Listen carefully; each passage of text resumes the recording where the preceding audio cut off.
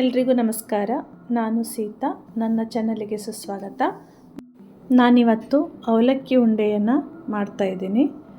ನಾನು 1/4 ತಟ್ಟೆ ಅವಲಕ್ಕಿನ ತೊಗೊಂಡಿದ್ದೀನಿ. ಅದನ್ನು ಚೆನ್ನಾಗಿ ರೋಸ್ಟ್ ಮಾಡ್ಕೋಬೇಕು. ಸ್ವಲ್ಪ ಬ್ರೌನ್ ಆಗುವವರೆಗೂ ರೋಸ್ಟ್ ಮಾಡ್ಕೋಬೇಕು. ಇದಕ್ಕೆ ನಾನು ಗೇರು ಬೀಜವನ್ನು ಕೂಡ ಸೇರಿಸ್ಕೊಂಡಿದ್ದೇನೆ. ಗೇರು ಬೀಜನೂ ಹಾಕಿ ನಾನು ಒಂದು 2-3 ಮಿನಿಟ್ಸ್ ಅವಲಕ್ಕಿ ಕೆಂಪಾಗುವವರೆಗೆ ರೋಸ್ಟ್ ಮಾಡ್ಕೊಂಡಿದ್ದೀನಿ. ಏನು ತುಪ್ಪ ಗಿಪ್ಪ ಏನು ಹಾಕಿಲ್ಲ, ಹಾಗೆಯೇ ರೋಸ್ಟ್ ಮಾಡ್ಕೊಂಡಿದ್ದೀನಿ. ರೋಸ್ಟ್ ಆದಮೇಲೆ ಇದನ್ನು ಆರಲಿಕ್ಕೆ ಬಿಡಿ. ನೆಕ್ಸ್ಟ್ ಎಲ್ಲ ಉಂಡೆಗೆ ಬೇಕಾಗುವ ಎಲ್ಲ ಸಾಮಗ್ರಿಗಳನ್ನು ನಾನು ರೆಡಿ ಮಾಡ್ಕೊಂಡಿದ್ದೀನಿ ಇಲ್ಲಿ.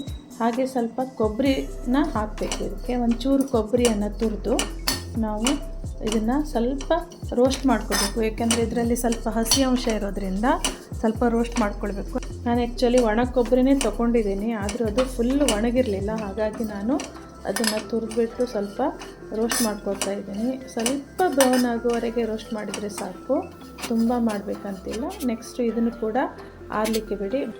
ಈಗ ಒಂದು ಬಾಣಲೆಯಲ್ಲಿ 2 ಚಮಚ ತುಪ್ಪ ಹಾಕಿ ನಾನು ಕಟ್ ಮಾಡ್ಕೊಂಡಿದ್ದ ಎಲ್ಲ ಡ್ರೈ ಫ್ರೂಟ್ಸನ್ನು ಚೆನ್ನಾಗಿ ರೋಸ್ಟ್ ಮಾಡ್ಕೊಂಡಿದ್ದೇನೆ ನೋಡಿ.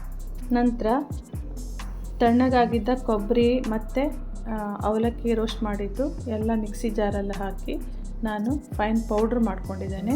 ತುಂಬಾ ಪೌಡ್ರ್ ಮಾಡ್ಕೊಂಡಿಲ್ಲ, ಕರೆಕ್ಟಾಗಿ ಮೀಡಿಯಮ್ ಸೈಜಲ್ಲಿ ಮಾಡ್ಕೊಂಡಿದ್ದೇನೆ. ಹಾಗೆ 1 ಗ್ಲಾಸ್ ಬೆಲ್ಲ ತೊಗೊಂಡು, ಎಷ್ಟು ಪೌಡ್ರ್ ಆಗಿದೆ ಅದನ್ನು ನೋಡಿಕೊಂಡು ಅಳತೆಗೆ ಬೆಲ್ಲ ತೊಗೊಂಡು ನಾನು ಅದನ್ನು ಸ್ವಲ್ಪ ಕಾಯಿಸಿದ್ದೇನೆ. ಪಾಕ ಎಲ್ಲ ಏನು ಬರಬೇಕಂತಿಲ್ಲ, ಸ್ವಲ್ಪ ಬಿಸಿ ಆದರೆ ಸಾಕು, ಪಾಕ ಬರೋಷ್ಟು ಕಾಯಿಸ್ಬೇಕಂತಿಲ್ಲ. ಆಮೇಲೆ ಪೌಡ್ರ್ ಮಾಡ್ಕೊಂಡಿದ್ದ ಈ ಅವಲಕ್ಕಿ ಮತ್ತು ಕೊಬ್ಬರಿ ಮಿಶ್ರಣವನ್ನು ಬೆಲ್ಲಕ್ಕೆ ಸೇರಿಸಿ ಚೆನ್ನಾಗಿ ಮಿಕ್ಸ್ ಮಾಡಬೇಕು.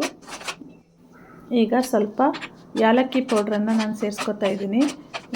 ಮಿಕ್ಸರಲ್ಲಿ ನಾನು ಪೌಡ್ರ್ ಮಾಡುವಾಗ 1 ಪಿಂಚ್ ಆಫ್ ಸಾಲ್ಟನ್ನು ಸೇರಿಸ್ಕೊಂಡಿದ್ದೇನೆ ರುಚಿಗೆ. ಹಾಗೆ ಈಗ 2 ಚಮಚ ತುಪ್ಪ ಹಾಕಿ ಎಲ್ಲ ಡ್ರೈ ಫ್ರೂಟ್ಸನ್ನು ಆ್ಯಡ್ ಮಾಡಿಬಿಟ್ಟು ಚೆನ್ನಾಗಿ ಮಿಕ್ಸ್ ಮಾಡಬೇಕು ನೋಡಿ. ಈಗ ಸರಿಯಾಗಿ ಉಂಡೆ ಕಟ್ಟಲಿಕ್ಕೆ ಹದವಾಗಿ ಬಂದಿದೆ. ಈಗ ಉಂಡೆ ಕಟ್ಟಿದರೆ ಆಯಿತು ನೋಡಿ.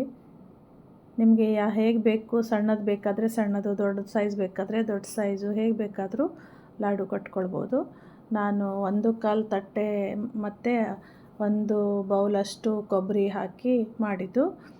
ನಾನು ಮೀಡಿಯಮ್ ಸೈಜ್ ಲಾಡು ಮಾಡಿದ್ದೇನೆ. ಒಂದು 13 ಲಾಡು ಆಗಿದೆ ಟೋಟಲ್. ಸೊ ನೀವು ಇನ್ನೂ ಜಾಸ್ತಿ ಬೇಕು ಅಂದರೆ 2 ಕಪ್ಪು ಅವಲಕ್ಕಿ, 1 ಫುಲ್ ಬೌಲ್ ಕೊಬ್ಬರಿ ತೊಗೊಂಡು ಮಾಡ್ಬೋದು. ನಾನಿವತ್ತು ಸ್ವಲ್ಪ ಪ್ರಮಾಣದಲ್ಲಿ ಮಾಡಿದ್ದೇನೆ. ನನಗೆ ಟೋಟಲ್ ಒಂದು 13 ಲಾಡು ಆಗಿತ್ತು ನೋಡಿ. ಲಾಡು ರೆಡಿಯಾಗಿದೆ.